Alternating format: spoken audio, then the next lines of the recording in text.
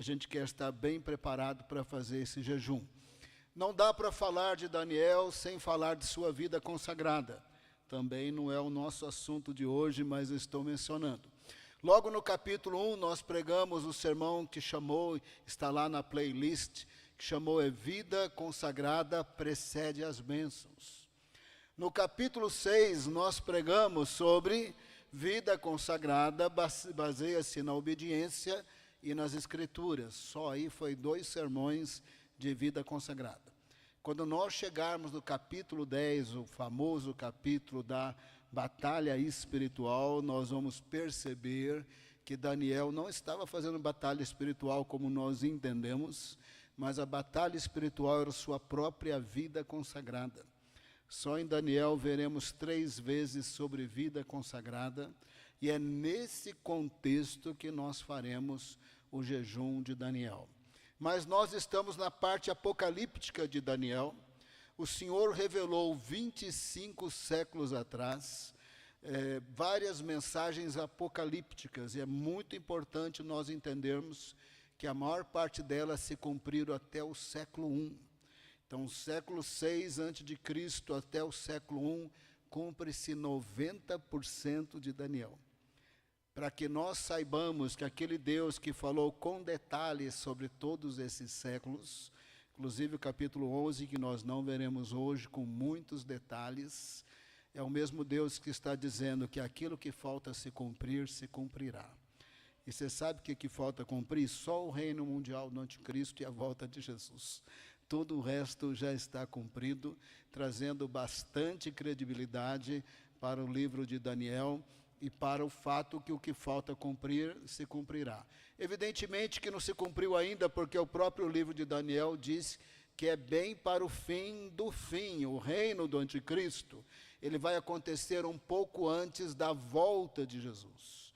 Como não chegou a hora de Jesus voltar, também não aconteceu a grande tribulação, mas isso acontecerá um pouco antes de Jesus voltar.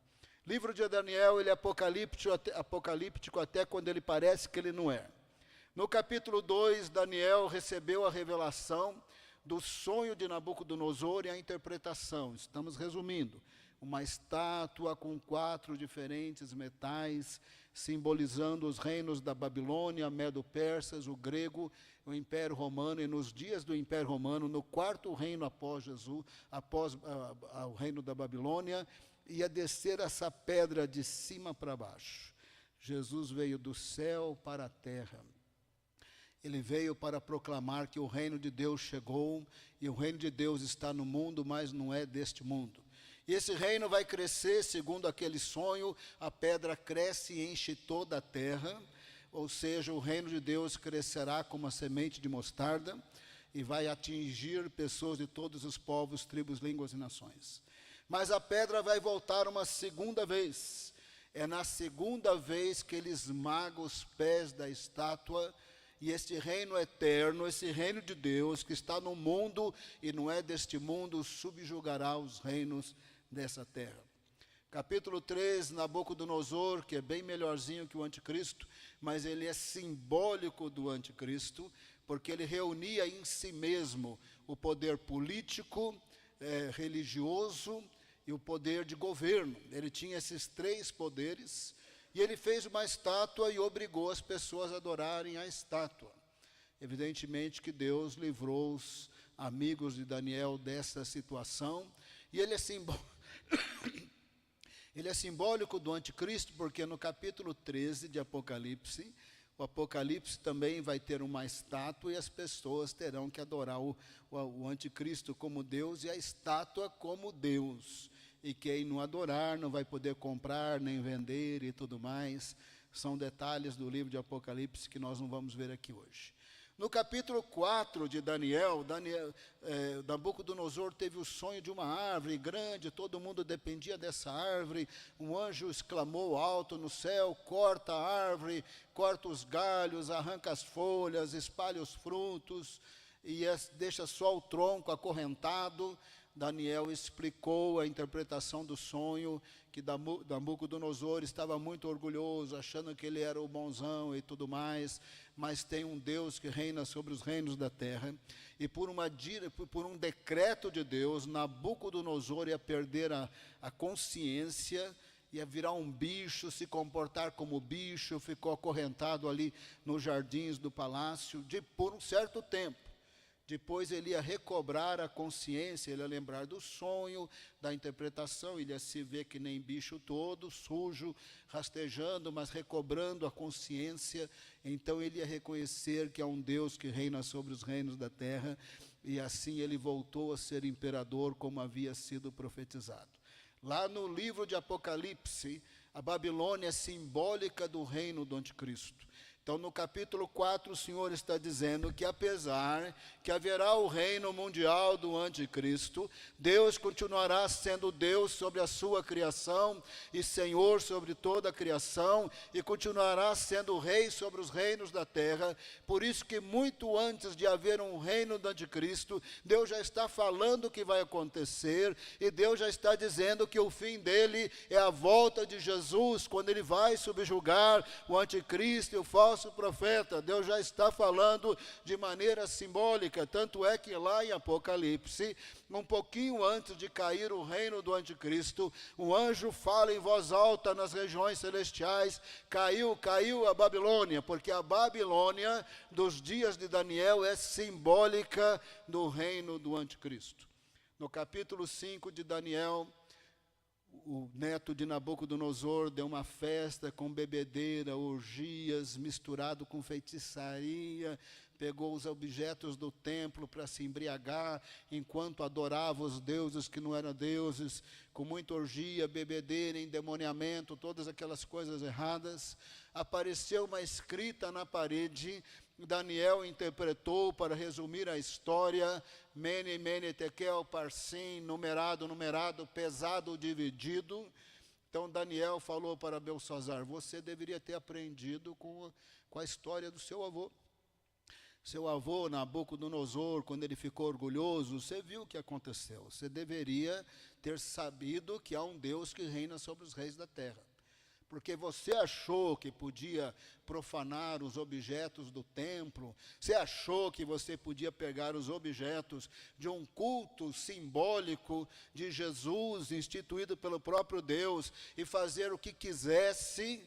O seu reino foi numerado, os dias estão numerados e chegou ao fim. Você foi colocado na balança e achado em falta, e o seu reino será dividido e entregue para os medo-persas. Os medo-persas vinham conquistando, e ali na cidade da Babilônia estava todo mundo embriagado. Naquela mesma noite a cidade da Babilônia caiu e começou o reino medo-persa no ano 539 antes de Cristo. E ali o Senhor estava dizendo que apesar da grandeza e do orgulho de Babilônia, e apesar da afronta e da blasfêmia, quando Deus fala acaba, acaba.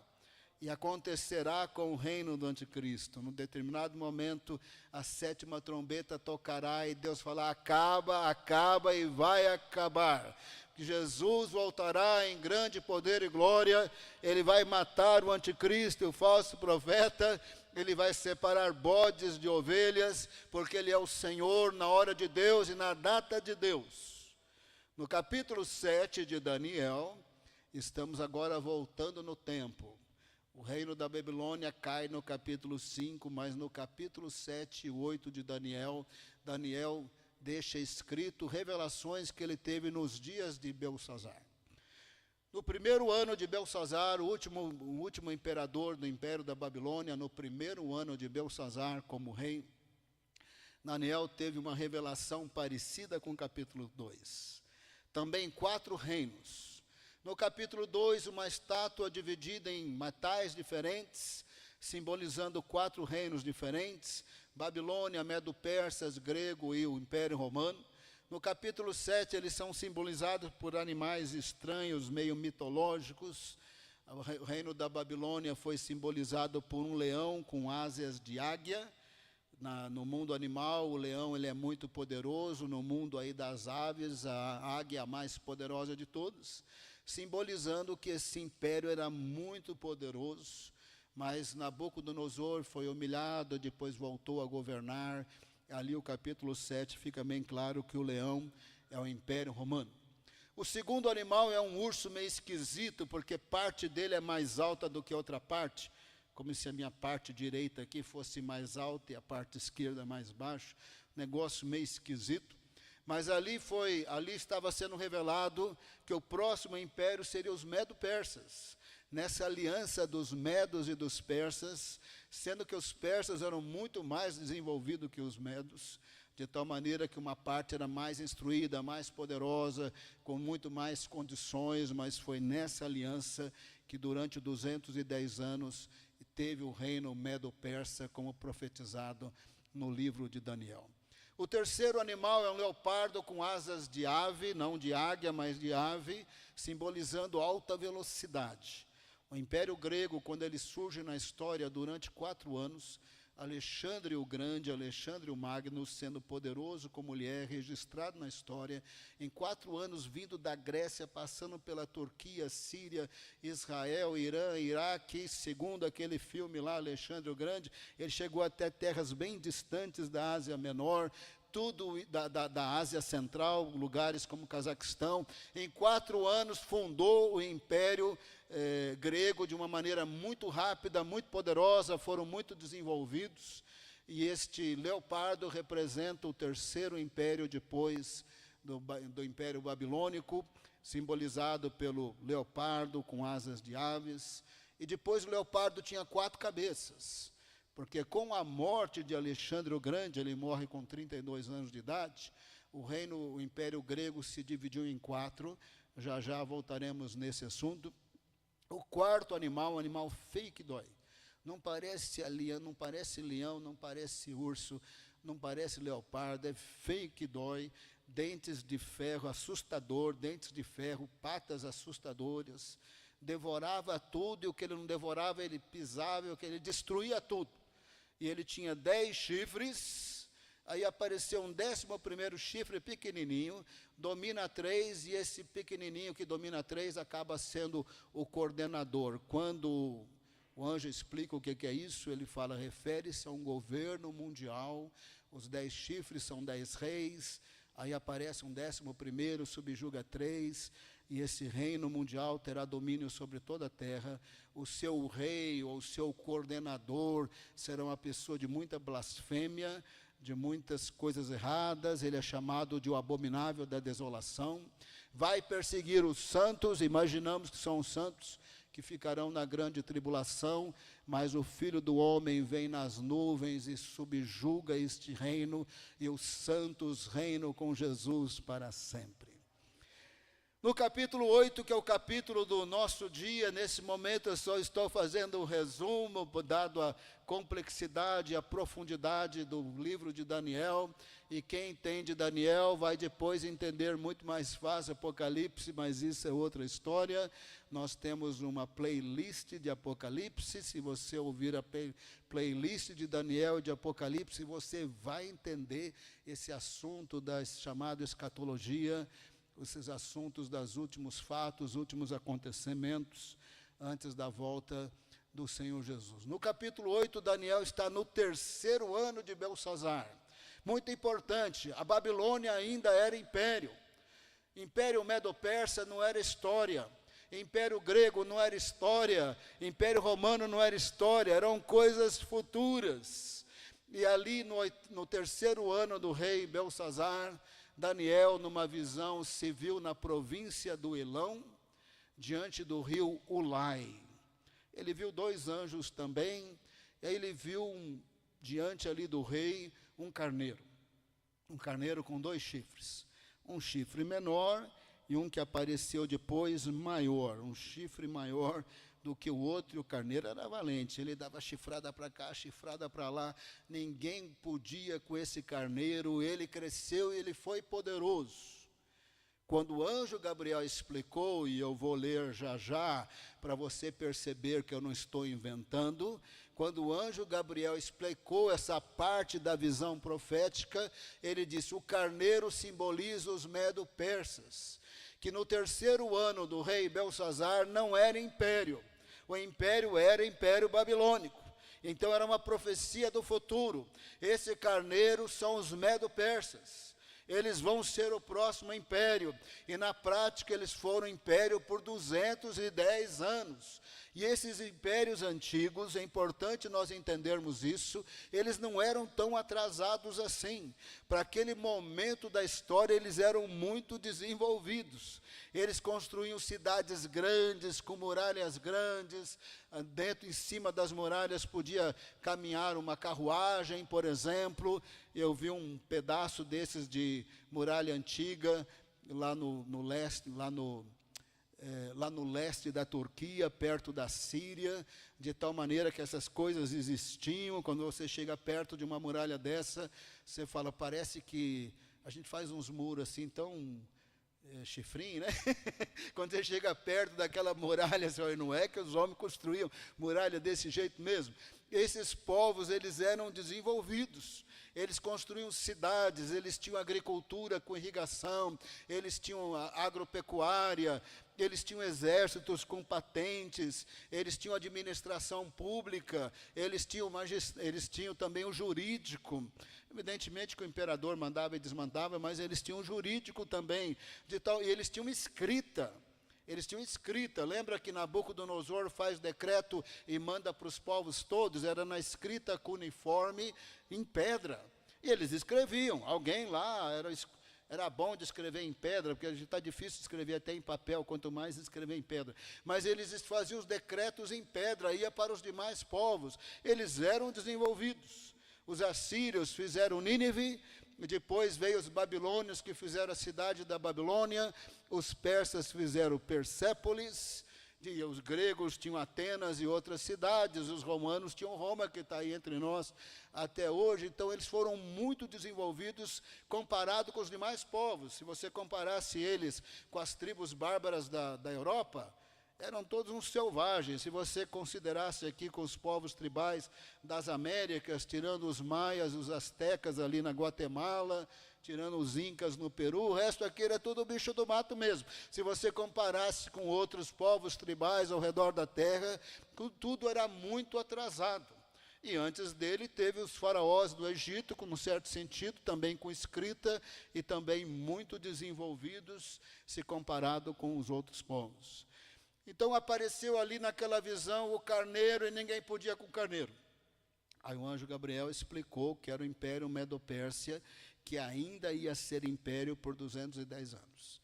Na visão aparece um bode, que só tem um chifre assim entre os olhos, só tem um chifre entre os olhos. Ele nem andava, ele nem corria, ele flutuava.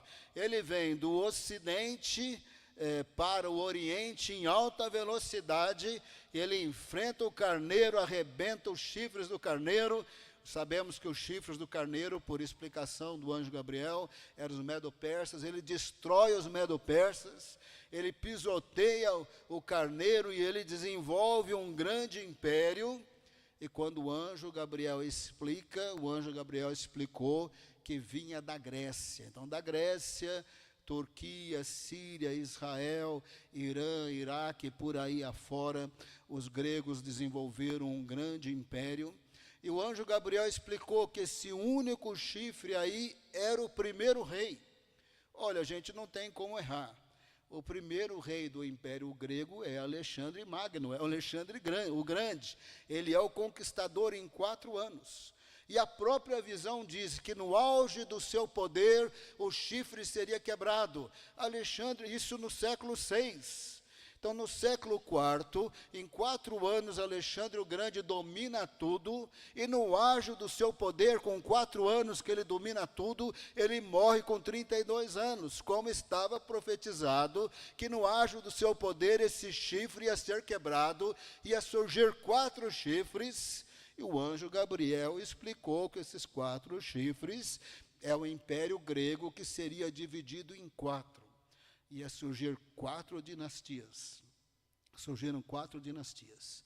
Uma na Grécia, uma na Turquia e uma na Síria, fundada pelo general. O Império Grego dividiu-se em 4 regiões. Os 4 generais mais importantes viraram reis de 4 regiões, e na soma das 4 regiões, dos 4 reis, continuava sendo o Império Grego, mas não tinha um rei tão poderoso mais como Alexandre o Grande.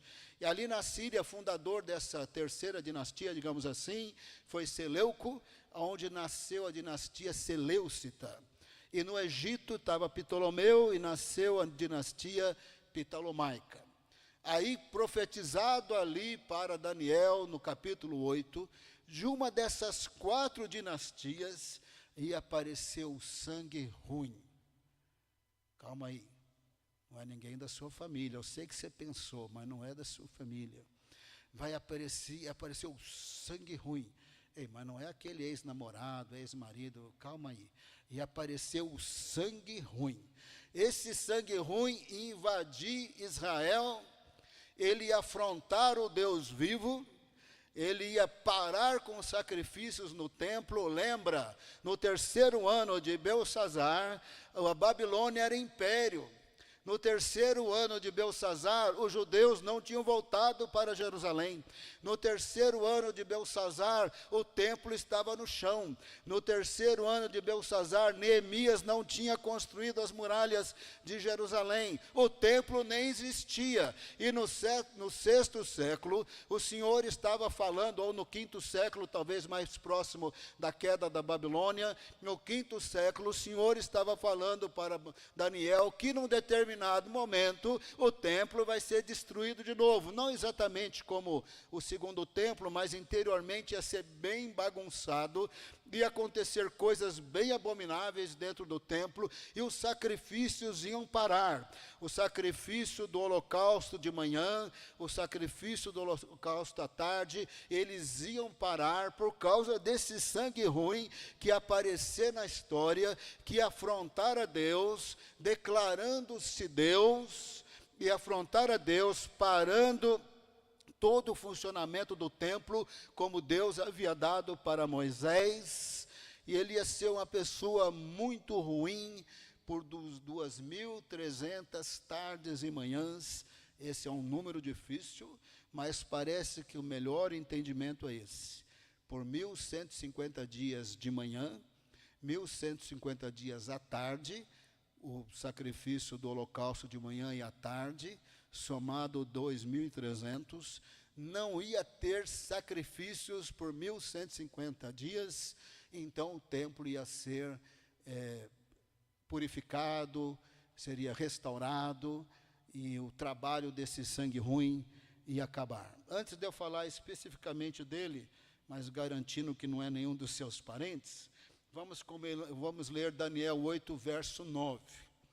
É a partir do momento que, na visão, o anjo está falando para Daniel desse sangue ruim.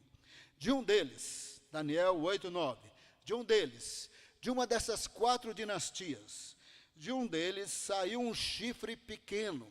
É bem importante não confundir o chifre pequeno do capítulo 8 com o capítulo 7. O chifre pequeno no capítulo 7 tem 10 chifres, aparece um chifre pequeno que subjuga 3, fica aquele 7, esse pequeno é o coordenador do negócio, é o anticristo do reino mundial. O chifre pequeno do capítulo 7 não é o chifre pequeno do capítulo 8. Aqui esse personagem que ia aparecer na história durante o Império Grego. Ele é simbólico do anticristo, mas ele não é o anticristo. De um deles saiu um chifre pequeno que se engrandeceu na direção do sul, do leste e da terra gloriosa. Esse chifre pequeno aparece, ele vai invadir a terra gloriosa que está ao sul. A terra gloriosa é Israel, ou dependendo da tradução, a terra magnífica é Israel. Na história, esse sujeito aparece no 2º século, no ano 168 a.C. Ele era Antíoco IV na Síria. Síria está ao norte de Israel. Do norte de Israel para o sul é Israel. Antíoco IV, ele aparece no 2º século, e ele é o personagem de uma dessas 4 dinastias que invadiu Israel e profanou o templo, como profetizado no 6º século, mas aconteceu no 2º século. Ele afrontou Deus, porque ele colocou ao lado do seu nome a palavra Epifânio. Ele entrou para a história como Antíoco IV Epifânio, Epifânio de Epifania. Ele dizia que ele era a própria manifestação de Deus, assim ele estava afrontando a Deus. Ele também afrontou a Deus quando ele entrou com seus exércitos em Israel, como havia sido profetizado, que ele ia entrar, ele ia dominar, ele ia conquistar, ele ia profanar o templo, ele ia parar os sacrifícios da manhã e da tarde por 2.300 tardes e manhãs, e parece que a interpretação é 1.150 de manhã, 1.150 tarde. Talvez explique isso um pouquinho melhor daqui a pouco. E foi exatamente o que ele fez. Quando ele entrou em Israel, ele destruiu o número máximo possível de manuscritos. Ele queria que os judeus se tornassem como os gregos, que os judeus adorassem os deuses e deusas da mitologia grega, os Zeus, Afrodite, Apolo, por aí afora. Ele queria que os judeus fossem iguais aos gregos. Os judeus tinham um mandamento: não terás outros deuses diante de mim. Não farás para ti imagem de escultura. Antíoco Epifânio, achando que podia, na força, forçar os judeus a se tornarem idólatras, ele destruiu os manuscritos, ele proibiu a guarda do sábado, ele proibiu a fazer a circuncisão, ele proibiu as festas judaicas, e ele entra no templo, ele faz uma coisa horrorosa. Bem na entrada, assim, quando naquela parte que só os sacerdotes entravam, ele entrou naquela parte que só os sacerdotes entravam, e no altar de bronze ele mandou sacrificar vários porcos. Assim ele profanou o templo, e no lugar desse altar de bronze que ele sacrificou os porcos, ele mandou levantar um altar para Zeus, ele mandou desenhar gravuras das divindades mitológicas gregas no templo, e assim ele profanou, perseguiu, foi sujeito ruim, como havia sido profetizado. Vamos ler o verso 10. Agora é a parte profética sem a revelação de Daniel, de Gabriel.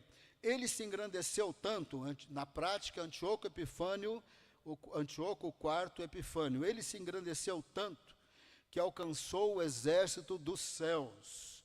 Lançou por terra alguns desses exércitos e das estrelas e os pisou com os pés. É uma linguagem figurada para dizer, como ficará claro na interpretação, ele vai entrar em Israel e ele vai vencer o exército de Israel. Verso 11. Ele se engrandeceu tanto que chegou a desafiar o príncipe desse exército. O príncipe desse exército é o Deus de Israel. Tirou dele o sacrifício diário e destruiu o lugar do seu santuário. Ele destruiu bagunçando eternamente. Ele destruiu oferecendo porcos no altar de bronze. E ele tirou dele o sacrifício diário. Por 1.150 dias, o templo estava sujo, bagunçado, com gravuras de divindades gregas, com o altar de Zeus no lugar do altar de bronze, e não podia mais ter o sacrifício da manhã e nem da tarde. Verso 12. O exército lhe foi entregue, o exército de Israel, com o sacrifício diário, porque por 1.150 dias parou. Por causa das transgressões, parou, porque sacrificaram porcos. Lançou por terra a verdade, e tudo que ele fez prosperou. Verso 13. Depois ouvi um santo que falava com outro santo. Para resumir, nessa visão, um anjo falou com outro anjo. Mas esse negócio vai durar quanto? Quando a coisa está ruim, a gente quer saber quando vai acabar, né? No verso 14, um deles respondeu. Verso 14. Até 2.300 tardes e manhãs, depois o santuário será purificado. Esse número é difícil, tem várias interpretações, mas a lógica é que foi 1.150 dias sem o sacrifício de holocausto da manhã e o da tarde, na soma 2.300, 3 anos e pouco, isso que faz mais sentido à luz da história. Bom, Daniel quis saber, porque eu fui falando da interpretação, eu fui falando da revelação, e já dando a interpretação, porque o anjo Gabriel deu a interpretação. Mas nesse momento, Daniel não sabia de nada, e ele queria saber. Aí um anjo falou com outro anjo: ô Gabriel, fala aí para Daniel, verso 15, verso 16. E uma voz de um homem, mas era um anjo na forma de um homem, que vinha das margens do rio Ulai e que gritou assim: Gabriel, explique a visão a esse homem. Olha, Daniel é um anjo exuberante. Gabriel é um anjo exuberante. Se ele aparecer aqui, a gente morre de medo. Daniel morreu de medo. Antes dele aproximar de Daniel já baixou, curvou e enfiou a cabeça no chão, e foi Gabriel soltar a voz, Daniel desmaiou. Verso 17, ele veio perto de onde eu estava. Quando chegou, fiquei com muito medo e caí com o rosto em terra. Mas ele me disse: filho do homem, você precisa entender que esta visão se refere ao tempo do fim. Foi Gabriel abrir a boca, Daniel desmaiou. Verso 18, ele ainda falava comigo quando caí sem sentidos com o rosto em terra. Ele, porém, me tocou e me pôs em pé. Tem uma observação aqui. Essa coisa se refere ao tempo do fim, presta bem atenção. Cumpriu-se no século II, mas é simbólico do reino do anticristo. Esse Antíoco Epifânio vai ser citado de novo no capítulo 11. Já aconteceu. 90% de Gabriel, das profecias estão cumpridas. O reino da Babilônia passou, Medo-Persa passou, grego dividiu em 4, passou, o Império Romano começa em torno do ano 60 antes de Jesus, passou em 475 a parte ocidental, quando as tribos bárbaras da Europa atacaram Roma e tudo mais. A parte oriental, capital Constantinopla, demorou mais, já passou. No capítulo 9, Jesus vai morrer na semana 69, já morreu, já passou. Depois o templo ia ser destruído, no capítulo 9, o templo que ia ser reconstruído, ele ia ser profanado no século II, ele ia ser destruído no século I, e ele foi destruído pelos romanos, ele está no chão até hoje. 90% dessas profecias estão cumpridas. O que falta cumprir é isso. Esse sujeito simbólico do anticristo é para o fim. Esse reino do anticristo do capítulo 7 é para o fim do fim. Então o Filho do Homem virá em grande poder e glória. Só, irmãos, que já se passaram 25 séculos. E agora existe a possibilidade de a qualquer momento haver uma coalizão de governos e um governo mundial. Eu não estou dizendo que vai ser rápido, não estou dizendo que vai demorar, mas nunca foi tão possível. A Bíblia profetizou essa possibilidade de império mundial há muitos séculos atrás e nunca teve.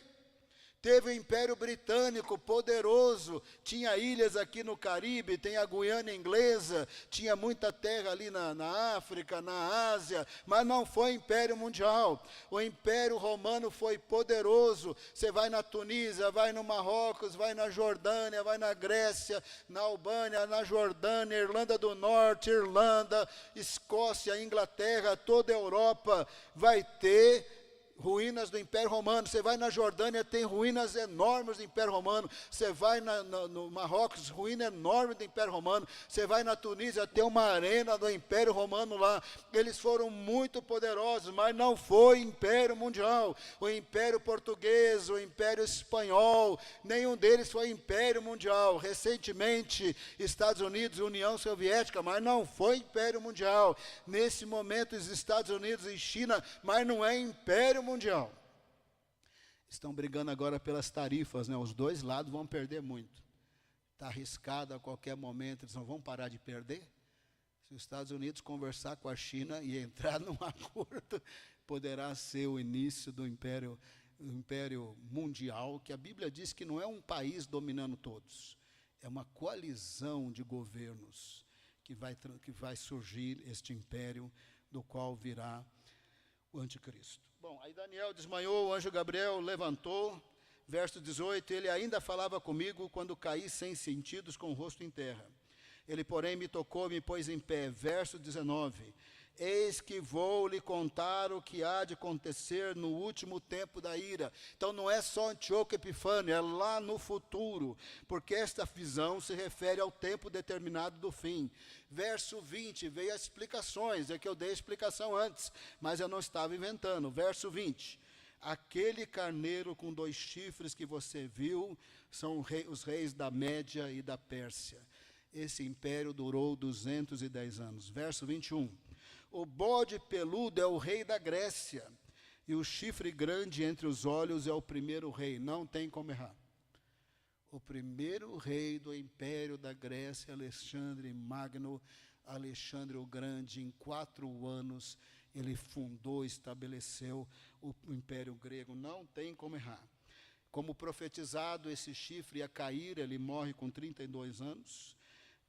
Morreu de malária, tifoide, ninguém sabe, morreu. Verso 22, o fato de o chifre ter sido quebrado, levantando-se 4 chifres em lugar dele, verso 22, significa que 4 reinos se levantarão deste povo, mas não com força igual a que ele tinha. As 4 dinastias mantiveram o Império Grego, no total 170 anos, mas ninguém mandou que nem Alexandre o Grande, ninguém mandou. Verso 23, agora a interpretação do sangue ruim, mas lembra, não é o parente da sua casa, não é seu vizinho, é o sangue ruim, chama Antíoco Epifânio. Ele desafiou Deus, ele disse que ele era Deus. Ele invadiu Israel, ele profanou o templo, ele sacrificou porcos no altar de bronze. Me parece que ele era possuído pelo próprio diabo, já que ele é simbólico, pois lá no livro de Apocalipse, o anticristo será empoderado pelo diabo. Eu entendo que ele será possuído pelo diabo. Que lá em Apocalipse, quando fala do diabo, usa a figura de linguagem de dragão com 10 chifres. Quando fala do anticristo, usa a figura de linguagem, a besta que sobe do mar com 10 chifres. Então, os dois têm 10 chifres, eu acho que um vai possuir o outro, como parece que é.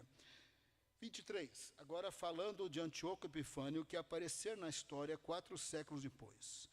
Quando se aproximar o fim desses reinos e as transgressões tiverem chegado ao máximo, surgirá um rei cruel e mestre em intrigas.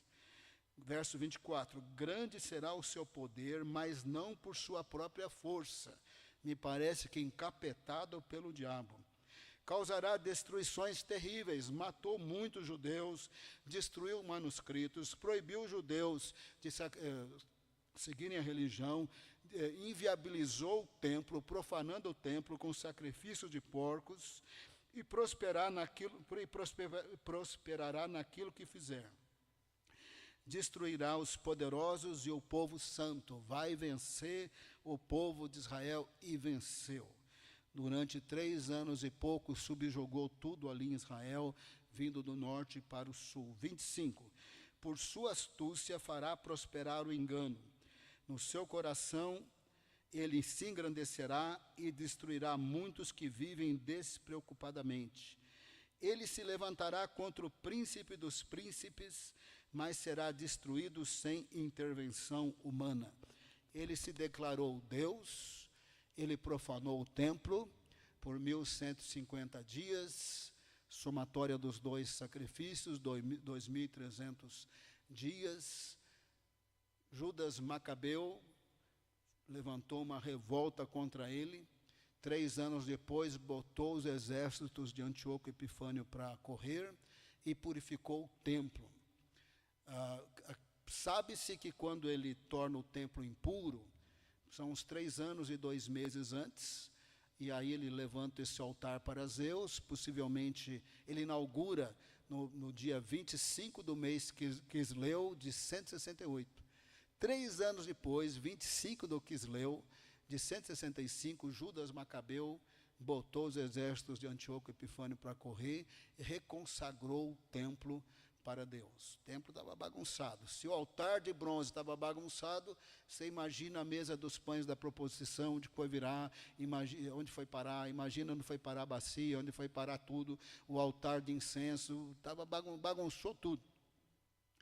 E aí diz a tradição que Judas Macabeu Judas Macabeu encontrou o menorá assim, caído, achou 1 litro de óleo de azeite, segundo a lei de Moisés, só dava para um dia, botou nas 7 lâmpadas, só ia funcionar um dia, e por tradição eles acreditam que funcionou 8 dias, que foi um milagre. Os judeus, no dia 25 de dezembro, eles não celebram o Natal, eles celebram a festa das luzes, Hanukkah, quando eles celebram a luta pela liberdade religiosa, como travada por Judas Macabeu, e eles chamam Festa das Luzes, porque eles acreditam que o menorá ficou 8 dias queimando, até dar tempo de fazer mais azeite, e aí não parou de queimar mais, aí eles celebram essa festa. O ano judaico tem 11 dias a menos, não vou saber explicar isso direito, mas para as datas judaicas sempre caírem no mesmo dia, por exemplo, Hanukkah é sempre 25 de dezembro. Tem um determinado momento lá que a cada tantos anos eles botam mais 2 meses no calendário deles, para que as datas religiosas sempre caiam na mesma data em relação ao nosso calendário. Ninguém ia matar esse Antíoco Epifânio, ia ser por um sobrenatural de Deus. Judas Macabeu botou ele para correr, mas ele morreu 1 ano depois, lá na Pérsia, sem nenhuma intervenção humana. Verso 26, a visão das tardes e das manhãs que lhe foi dada é verdadeira, o anjo está falando, mas guarde a visão em segredo, porque se refere a dias ainda bem distantes. Daniel ficou doente, gente, o negócio foi forte. Ele viu aquela visão, é carneiro, é bode, e aquela informação que um sujeito vai invadir Israel e vai profanar o templo, o negócio foi forte. Daniel, enfraqueci e fiquei doente durante vários dias. Depois me levantei e tratei dos negócios do rei.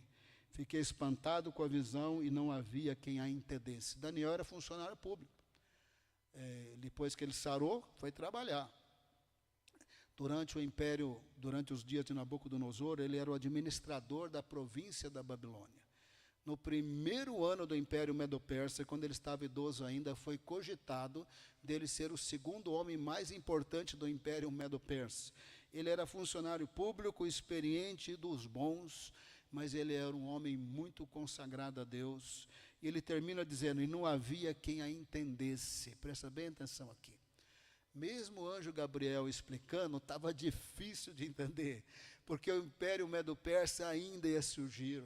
Alexandre o Grande ainda ia surgir, as 4 dinastias ainda ia surgir, Antíoco Epifânio ainda ia surgir, de tal maneira que explicou, mas fica vago.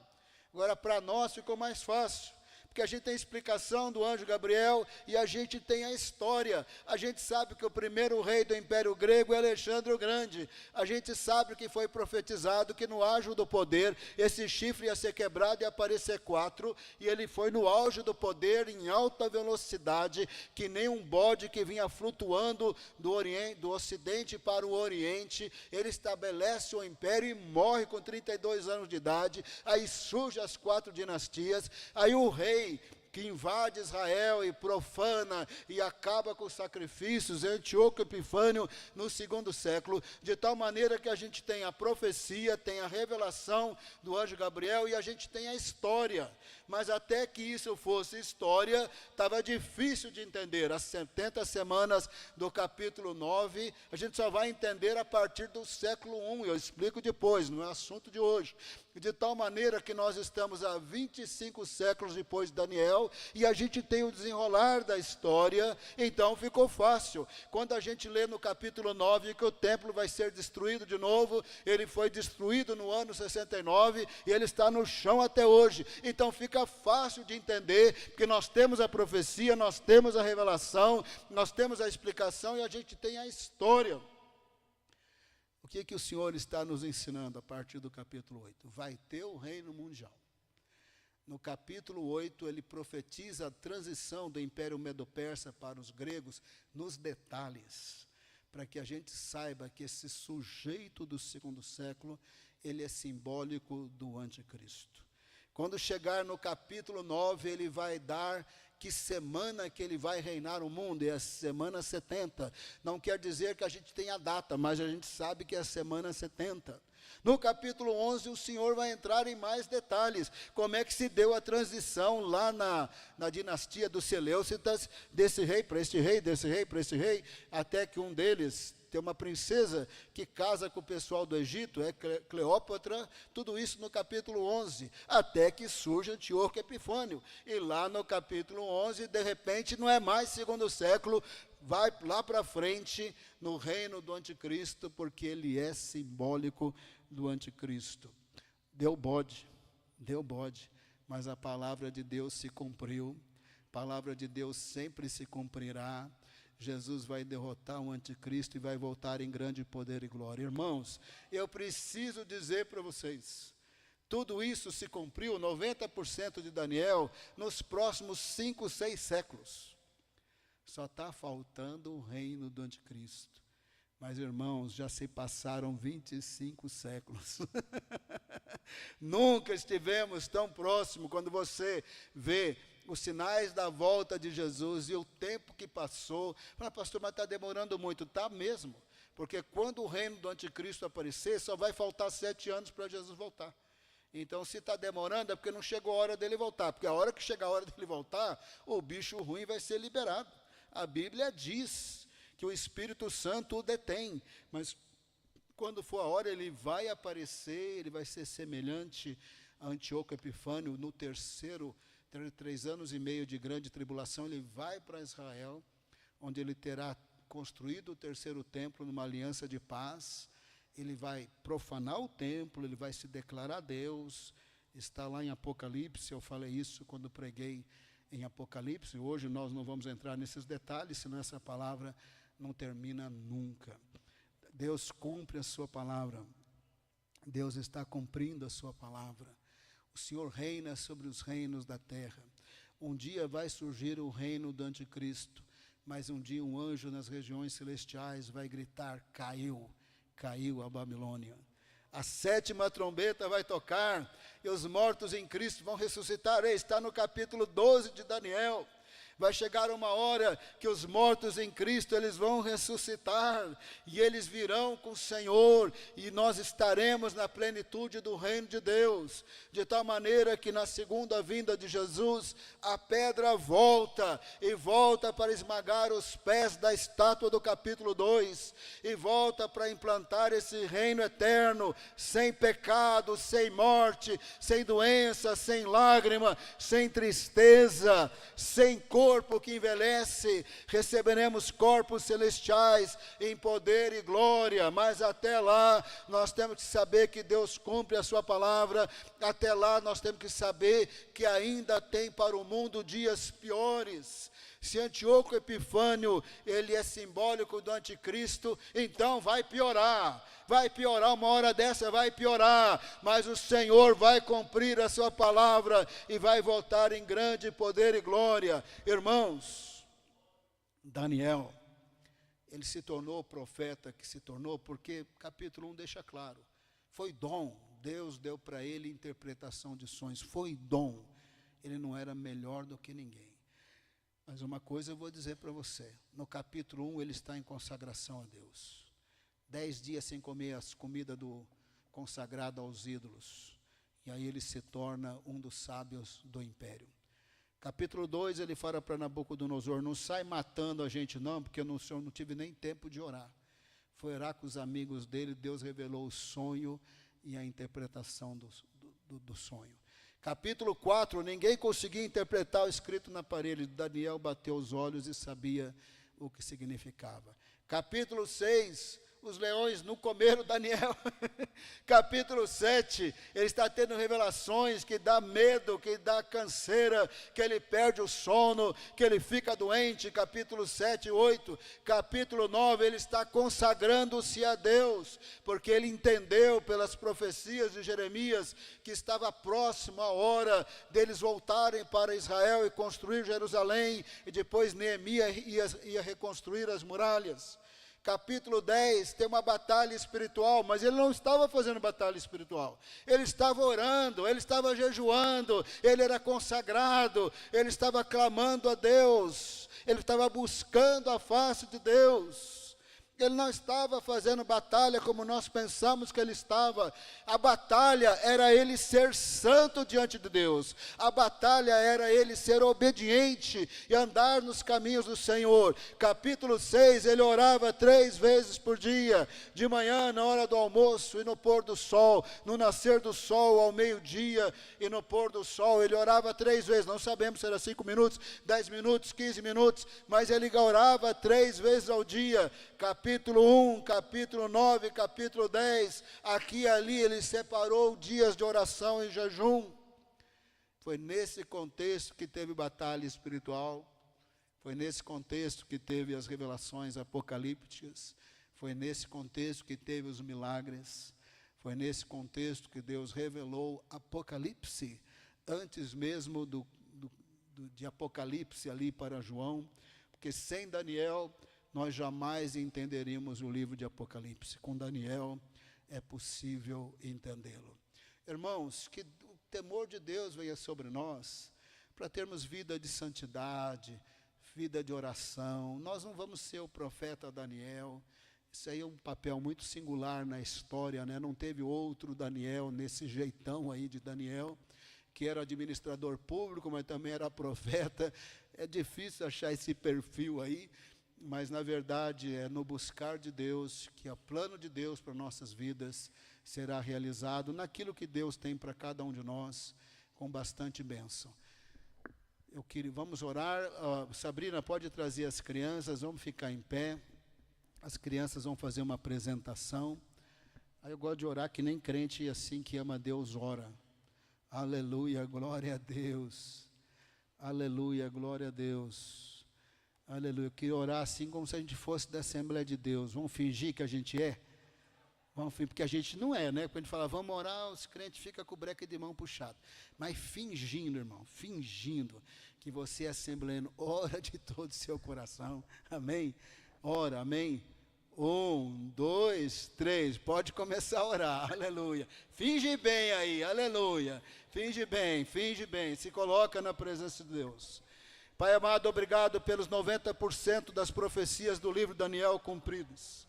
Obrigado pela revelação que Antíoco Epifânio é, na verdade, só simbólico daquilo que vai acontecer bem perto do fim, quando haverá aquele reino mundial e quando o Senhor Jesus vier nas nuvens com grande poder e glória. Pai amado, nesta noite, derrama do teu temor sobre nós, que nós possamos amá-lo, Senhor, ter vontade de orar no dia a dia da nossa vida, tenhamos vontade também de jejuar. Vem aí o jejum de Daniel, o pastor Aguinaldo vai falar do jejum de Daniel, que nesses dias de 14 de maio a 23 de maio, nós entremos no jejum de Daniel, com o coração de Daniel, com arrependimento de pecados de Daniel, com fome de Deus, cumprir a sua palavra. Oh Pai amado, prepara essa igreja